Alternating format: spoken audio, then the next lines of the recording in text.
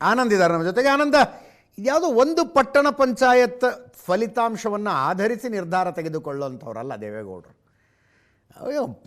ರಾಜಕೀಯದಲ್ಲಿ ಪಳಗಿದ ವ್ಯಕ್ತಿ. ಸ್ಥಳೀಯ ಸಂಸ್ಥೆಗಳಲ್ಲಿ ಮೈತ್ರಿಗೆ ಹೋದರೆ ಪರಿಸ್ಥಿತಿ ಏನಾಗುತ್ತೆ ಅನ್ನೋದರ ಅಂದಾಜು ಮೈತ್ರಿ ಮಾಡಿಕೊಂಡಾಗಲೇ ಇರುತ್ತೆ ರೀ ಅವರಿಗೆ.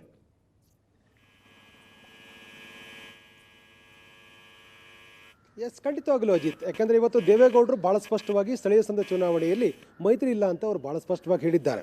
ಅದಕ್ಕೆ ಭಾಳ ಪ್ರಮುಖವಾಗಿರ್ತಕ್ಕಂಥ ಕಾರಣ ಅಂದರೆ ಕೆಳ ಹಂತದ ಕಾರ್ಯಕರ್ತರು ಮತ್ತು ಮುಖಂಡರು ಕೊಟ್ಟಿರ್ತಕ್ಕಂಥ ವರದಿ ಅನ್ನೋದು.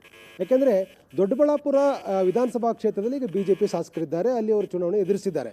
ಆ ಪಟ್ಟಣ ಪಂಚಾಯತ್ ನಡೆದಿರ್ತಕ್ಕಂಥ ಚುನಾವಣೆಯಲ್ಲಿ BJPಗೆ ಸಹಜವಾಗಿ ಗೆಲುವಾಗಿದೆ. ಆದರೆ ದೇವೇಗೌಡರ ಆತಂಕ ಮತ್ತು JDS ಕಾರ್ಯಕರ್ತರ ಆತಂಕ ಇರತಕ್ಕಂಥದ್ದು, ದೊಡ್ಡಬಳ್ಳಾಪುರ ಸಹಜವಾಗಿ ಒಂದು ಪ್ರಬಲ ಸಮುದಾಯ, ಒಕ್ಕಲಿಗ ಸಮುದಾಯಕ್ಕೆ ಸೇರಿರ್ತಕ್ಕಂಥ ಮತಗಳಿರ್ತಕ್ಕಂಥ, ದೇವೇಗೌಡರಿಗೆ ಈ ಹಿಂದೆ ಬೆಂಬಲ ಕೊಟ್ಟಿರ್ತಕ್ಕಂಥ, ಬೆಂಬಲ ಕೊಡಬಹುದಾದಂಥ ವಾತಾವರಣ ಇದ್ದಂಥ ವಿಧಾನಸಭಾ ಕ್ಷೇತ್ರದಲ್ಲಿ ಇವತ್ತು BJP ಗೆಲುವನ್ನು ಸಾಧಿಸಿದೆ. ನಾವು ಇದೇ ಸಂದರ್ಭದಲ್ಲಿ ನೋಡಬೇಕಾಗಿರ್ತಕ್ಕಂಥ ನಮ್ಮ ದಕ್ಷಿಣ ಕನ್ನಡ ಜಿಲ್ಲೆಯ ಕಿನ್ನಿಗೋಳಿ, ಬಜ್ಪೆ ಪಟ್ಟಣ ಪಂಚಾಯತಿಯಲ್ಲಿ BJP ಗೆದ್ದೆ. ಸಹಜ ಉತ್ತರ ಕನ್ನಡ ಜಿಲ್ಲೆಯ ಮಂಕಿ ಪಟ್ಟಣ ಪಂಚಾಯತಿಯಲ್ಲಿ BJP ಸಹ ಗೆದ್ದಿದೆ. ಆದರೆ ಭಾಳ ದೊಡ್ಡ ಟೆನ್ಷನ್ ಆಗಿರ್ತಕ್ಕಂಥದ್ದು ದೇವೇಗೌಡರಿಗೆ ಅಂದರೆ ದೊಡ್ಡಬಳ್ಳಾಪುರದಲ್ಲಿ BJP ಗೆದ್ದಿರ್ತಕ್ಕಂಥದ್ದು.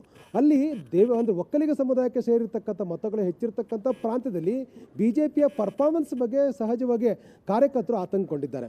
ಯಾಕೆಂದರೆ ಕಾರ್ಯಕರ್ತರು ಯಾಕೆ ಆತಂಕಗೊಂಡಿದ್ದಾರೆ ಅಂತಂದರೆ ಮುಂಬರುವ ದಿನಗಳಲ್ಲಿ ನಮ್ಮ ಭವಿಷ್ಯ ಏನು ಅಂತಕ್ಕಂಥದ್ದು ಅವ್ರಿಗಿನ್ನೂ ಸ್ಪಷ್ಟ ಆಗ್ತಾ ಇಲ್ಲ.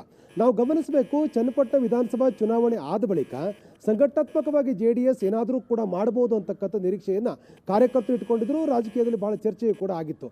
ಆದರೆ ಒಟ್ಟಾರೆ ಪರ್ಫಾರ್ಮೆನ್ಸ್ ಅಷ್ಟು ದೊಡ್ಡ ಮಟ್ಟದಲ್ಲಿ ಆಗಿಲ್ಲ. ಅದಕ್ಕೆ ಕಾರಣ JDSನ ಅಧ್ಯಕ್ಷರಾಗಿರ್ತಕ್ಕಂಥ ಕುಮಾರಸ್ವಾಮಿ ಅವರು ಕಾರ್ಯಕರ್ತರನ್ನು ಟಚ್ ಮಾಡಲಿಕ್ಕೆ ಸಾಧ್ಯ ಆಗ್ತಾ ಇಲ್ಲ. ಯಾಕೆಂದರೆ ಅವ್ರಿಗಿರ್ತಕ್ಕಂಥ ಒತ್ತಡದ ಕಾರಣಕ್ಕಾಗಿ, ಆರೋಗ್ಯದ ಕಾರಣಕ್ಕಾಗಿ ಎಲ್ಲ ಕಾರ್ಯಕರ್ತರು ಕೂಡ ಅವರು ಸಂಪರ್ಕ ಮಾಡಲು ಸಾಧ್ಯ ಆಗ್ತಾಯಿಲ್ಲ. ಸಂಘಟನೆಯ ಯಾವುದೇ ತೀರ್ಮಾನಗಳನ್ನು ಕೂಡ ತೆಗೆದುಕೊಳ್ಳಿ ಸಾಧ್ಯ ಆಗ್ತಿಲ್ಲ. ಹೊಸಬರನ್ನ ಅಧ್ಯಕ್ಷರು ಮಾಡ್ತಕ್ಕಂಥ ವಾತಾವರಣ JDS ಇನ್ನೂ ಕೂಡ ನಿರ್ಮಾಣ ಆಗಿಲ್ಲ. ಹಾಗಾಗಿ ಸಹಜವಾಗಿ ಕಾರ್ಯಕರ್ತರಿಗೆ ಆತಂಕ ಇದೆ. ತಮ್ಮ ಪರವಾಗಿ ನಿಲ್ತಕ್ಕಂಥವರ ನಾಯಕನ ಪರವಾಗಿ ಬ್ಯಾಟಿಂಗ್ ಮಾಡ್ತಕ್ಕಂಥ ಅಗತ್ಯ ಇರುವ ಕಾರಣಕ್ಕಾಗಿ ಬಹುತೇಕರೆಲ್ಲರೂ ಕೂಡ ಒಂದು ರೀತಿ ವಲಸೆ ಹೋಗ್ತಕ್ಕಂಥ ಪ್ರಯತ್ನವನ್ನು ಮಾಡ್ತಾ ಇದ್ದಾರೆ. ಆ ವರದಿಯೂ ಕೂಡ ದೇವೇಗೌಡರ ಬಳಿ ಇದೆ. ಅದು ದೊಡ್ಡಬಳ್ಳಾಪುರ ಇರ್ಬೋದು, ಚನ್ನಪಟ್ಟಣ ಇರ್ಬೋದು, ರಾಮನಗರ ಎಲ್ಲ ಕಡೆಯೂ ಕೂಡ ಎಲ್ಲಿ ಅಧಿಕಾರ ಇದೆಯೋ ಅಲ್ಲಿ ಕಾರ್ಯಕರ್ತರು ವರ್ಗಾವಣೆ ಆಗ್ತಕ್ಕಂಥ ಸಾಧ್ಯತೆಗಳಿದೆ, ಈಗಾಗಲೇ ಆಗಿವೆ.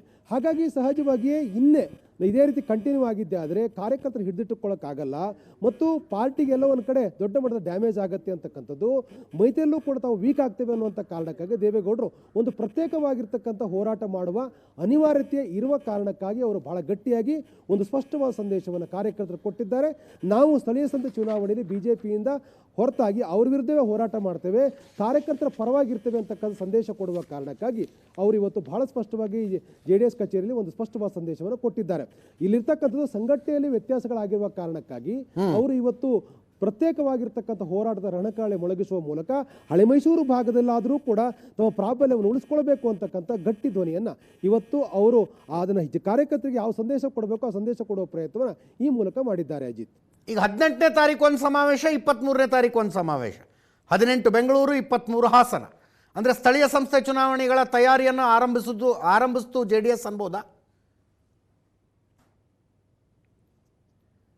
ಎಸ್, ಯಾಕೆಂದರೆ ಭಾಳ ಪ್ರಮುಖವಾಗಿ ಕಾಂಗ್ರೆಸ್ ಟಾರ್ಗೆಟ್ ಮಾಡ್ಕೊಂಡಿರ್ತಕ್ಕಂಥ ಹಾಸನದಲ್ಲಿ ಅರಸೀಕೆರೆಯಲ್ಲಿ ಸಮಾವೇಶ ಆಗುತ್ತೆ, ಹಾಸನದಲ್ಲಿ 2 ಸಮಾವೇಶಗಳಾಗುತ್ತೆ. ಈ ಮೂಲಕ ಹಾಸನವನ್ನು ಟಾರ್ಗೆಟ್ ಮಾಡಿಕೊಂಡು ಹೇಗಾದರೂ ಮಾಡಿ ಅಲ್ಲಿ ದೇವೇಗೌಡರ ಒಟ್ಟಾರೆ ಏನು ಅವರ ಅಸ್ತಿತ್ವ ಇದೆ ಅದಕ್ಕೆ ಡಿಸ್ಟರ್ಬ್ ಮಾಡಬೇಕು ಅಂತಕ್ಕಂಥ ಪ್ರಯತ್ನ, ಅದಕ್ಕೆ ಬೇಕಾದಂಥ ಎಲ್ಲ ತಯಾರಿಗಳನ್ನು ಕೂಡ ಸರ್ಕಾರ ಮಾಡ್ತಾ ಇದೆ. ಇದು ದೇವೇಗೌಡರು ಮೊನ್ನೆ ಭಾಳ ಸ್ಪಷ್ಟವಾಗಿ ಹೇಳಿದರು. ಹಾಸನವನ್ನು ಟಾರ್ಗೆಟ್ ಮಾಡ್ಕೊಂಡಿದ್ದಾರೆ, ಸಮಾವೇಶಗಳನ್ನು ಮಾಡಿದ್ದಾರೆ, ಅವರು ತಮ್ಮದೇ ಆದ ಸ್ಟ್ರಾಟಜಿ ಮಾಡ್ತಾರೆ, ಅದಕ್ಕೆ ಪ್ರತಿಯಾಗಿ ಹೋರಾಟ ಮಾಡಬೇಕು ಅಂತಕ್ಕಂಥದ್ದು ಅವರು ನಿರ್ಧರಿಸಿ ಮಾಧ್ಯಮಗಳ ಮೂಲಕ ಭಾಳ ಸ್ಪಷ್ಟವಾಗಿ ಹೇಳಿದರು. ಯಾಕೆಂದರೆ ಅವ್ರಿಗೆ ಅಸ್ತಿತ್ವ ಇರತಕ್ಕಂಥ ಹಾಸನದಲ್ಲಿ, ಹಾಗಾಗಿ ಹಾಸನದಲ್ಲಿ ಡಿಸ್ಟರ್ಬ್ ಆಗಿದ್ದೆ ಆದರೆ ನಿಜವಾಗ್ಲೂ ಕೂಡ ಅವ್ರಿಗೆ ರಾಜಕಾರಣದಲ್ಲಿ ಭಾಳ ದೊಡ್ಡ ಮಟ್ಟದ ಸಮಸ್ಯೆ ಎದುರಾಗ್ತಕ್ಕಂಥ ಸಾಧ್ಯತೆಗಳಿದೆ. ಆ ಕಾರಣಕ್ಕಾಗಿ ಹಾಸನದಲ್ಲಿ ಒಂದು ಸಮಾವೇಶ ಮಾಡೋದ್ರ ಮೂಲಕ ಕಾರ್ಯಕರ್ತರಿಗೆ ಒಂದು ನೈತಿಕ ಸ್ಥೈರ್ಯವನ್ನು ತುಂಬಬೇಕು ಅನ್ನುವಂಥ ಕಾರಣಕ್ಕಾಗಿ ಸ್ವತಃ ದೇವೇಗೌಡರೇ ಹಾಸನದಲ್ಲಿ ಒಂದು ಸಭೆಯನ್ನು ಮಾಡಬೇಕು ಅನ್ನೋ ನಿರ್ಧಾರ ತೆಗೆದುಕೊಂಡಿದ್ದಾರೆ. ಇನ್ನು ಬೆಂಗಳೂರಲ್ಲಿ ಯಾಕೆ 18ಕ್ಕೆ ಸಮಾವೇಶ ಮಾಡ್ತಿದ್ದಾರೆ ಅಂತಂದರೆ ಬೆಂಗಳೂರು ಗ್ರಾಮಾಂತರವನ್ನು ಒಳಗೊಂಡಂತೆ ಅಂದರೆ ಸಹಜವಾಗಿ ಹಳೆ ಮೈಸೂರು ಭಾಗಕ್ಕೆ ಒಂದು ಸ್ಪಷ್ಟವಾಗಿರ್ತಕ್ಕಂಥ ರೀತಿಯಲ್ಲಿ ಸಂಘಟನೆಯ ಅಸ್ತ್ರವನ್ನು ಅವರು ಪ್ರಯೋಗ ಮಾಡಬೇಕಾಗಿದೆ. ಈ ಎಲ್ಲ ಕ್ಷೇತ್ರ ಅಂದರೆ ಬೆಂಗಳೂರು ಗ್ರಾಮಾಂತರವು ಸೇರಿದಾಗೆ ರಾಮನಗರ ಜಿಲ್ಲೆಯನ್ನು ಒಳಗೆ ಸೇರಿಕೊಂಡಾಗೆ ಅವರಿಗೆ ಸಹಜವಾಗಿ ಸಂಘಟನೆಯಲ್ಲಿ ಒಂದಷ್ಟು ವ್ಯತ್ಯಾಸಗಳಾಗ್ತಾ ಇದೆ.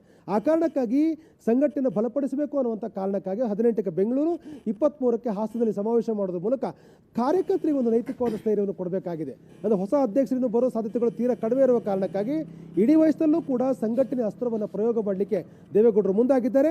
ಕಾಂಗ್ರೆಸ್ನ ವಿರುದ್ಧ ತಮ್ಮ ಗಟ್ಟಿ ಹೋರಾಟ ಇರುತ್ತೆ ಅಂತಕ್ಕಂಥದ್ದನ್ನು ಅವರು ಸಾಬೀತುಪಡಿಸಬೇಕಾಗಿದೆ. ಆ ಕಾರಣಕ್ಕಾಗಿ ಹಾಸನವನ್ನು ಕೈ ಬಿಡ್ತಕ್ಕಂಥ ಪ್ರಶ್ನೆ ಇಲ್ಲ.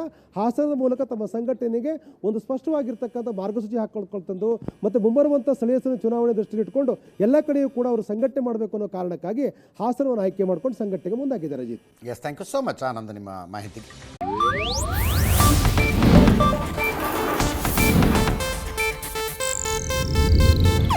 ಇದು ಏಷ್ಯಾನೆಟ್ ನ್ಯೂಸ್ ನೆಟ್ವರ್ಕ್ ಪ್ರಸ್ತುತಿ.